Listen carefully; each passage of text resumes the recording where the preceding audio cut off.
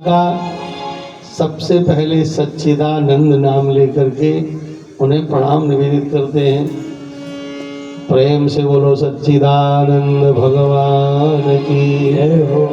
बहुत एकाग्रता पूर्वक संपूर्ण विषयों को समझने का प्रयास करेंगे। सच्चिदानंद रूपाय विश्वोत्पत्त्यादि हेतवे तापत्रय विनाशाय श्रीकृष्णाय वयं नुमः। श्रीकृष्णाय वयं नुमः। श्रीकृष्णाय वयं नुमः। श्री सच्चिदानंद रूपाय विश्वोत्पत्त्यादि हेतवे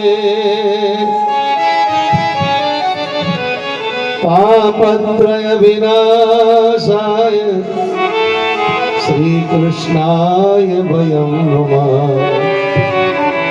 श्री सच्चिदानंद भगवान की।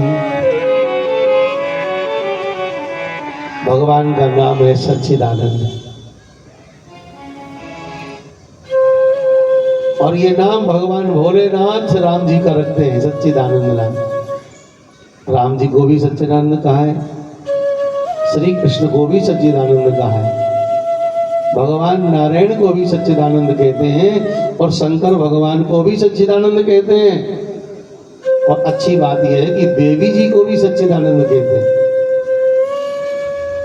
सच्चिदानंदा आकारांत स्त्रीवाचक हो गया और सच्चिदानंद ये अकारांत पुल्लिंग हो गया। तो सच्चिदानंदा कहोगे तो भगवती का अर्थ हो जाएगा और सच्चिदानंद कहोगे तो भगवान का अर्थ हो जाएगा।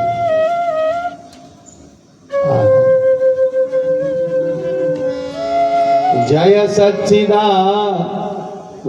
जग पावन, जय सच्चिदानंद जय सच्चिदानंद जग पावन, जय सच्चिदानंद जग पावन। हस कही चले मनोज न सावन, हस कही चले मनोज न सावन। हस कही चले मनोज न सावन, हस कही चले मनोज न सावन। माइक बंद ना किया करो। भगवान शंकर ने देखा प्रभु राम जी जानकी जी की खोज करते हुए बड़े व्याकुल होकर जा रहे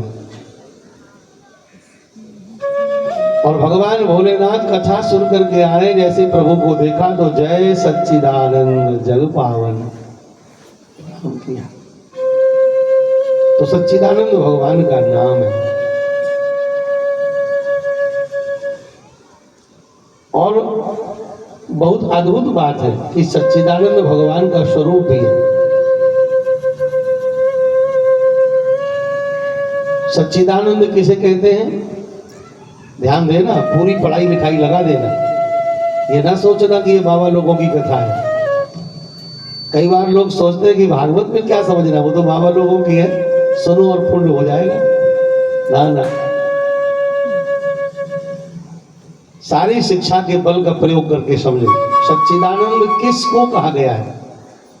फिर वही बात जो मैं अभी कह रहा था, जिस नाम में भगवान के संपूर्ण नाम समाये हुए हो अथवा जिस नाम से भगवान के संपूर्ण नाम निकलते हो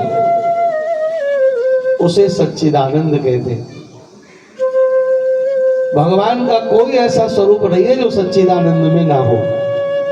और भगवान का कोई ऐसा नाम नहीं है जो सच्चिदानंद नाम में ना हो। और भगवान का स्वरूप भी सच्चिदानंद है। सच्चिदानंद रूप किसको कहते हैं? जिस रूप में किसी प्रकार का कोई विकार ना हो। विकार माने जानती हो बिटिया? विकार माने क्या होता है? विकार का सरल अर्थ है बुराई। वैसे तो विकार का अर्थ दूसरा है, पर आपको समझ में आ जाए इसलिए हमने बता दिया। इसमें कोई विकार ना हो, विकृति ना हो, कोई बुराई ना हो, कोई कमी ना हो। उस स्वरूप को सच्चिदानंद कहते हैं। जैसे हम लोगों का स्वरूप कैसा है? तमाम विकार है। नाक से कचरा निकलता है, कान से कचरा निकलता है, आंख से कचरा निकलता है। वो तो आप शहर के लोग हो, केयरफुल हो, तो कचरे को तुरंत साफ रखते हो, दिखाई नहीं पड़ता है, छुपा के ठीक कर लेते हो। पर भगवान के किसी भी स्वरूप में किसी भी अंग से कोई मैल नहीं निकलता। हम लोगों का शरीर जब जन्म लेता है तो बहुत कोमल और छोटा होता है। धीरे धीरे वो बढ़ता है, फिर मजबूत होता है, जवान होता है, फिर बूढ़ा होता है, फिर जर्जर होता है, मर जाते हैं। और श्री ठाकुर जी का स्वरूप, भगवान का स्वरूप कभी बदलता नहीं है। हम लोगों के शरीर में बहुत अंतर है। पैर बहुत कठोर है, पेट बहुत ढीला है, पीठ बड़ी टाइट है, आंख बड़ी कोमल है, खोपड़ी बहुत टाइट है कि नहीं? पर भगवान की जितनी कोमल आंख है उतना ही कोमल संपूर्ण अंग है। आश्चर्य है कि नहीं है? ये भगवान, इसी स्वरूप को सच्चिदानंद रूप कहते हैं। रोज गाते हो भगवान के आगे, श्री रामचंद्र पालु भज मन, हरण भव भय दारुणम। फिर क्या बोलते हो? बोलो, जोर से बोलो। नव कंज लोचन, बोलो बोलो, शाबाश।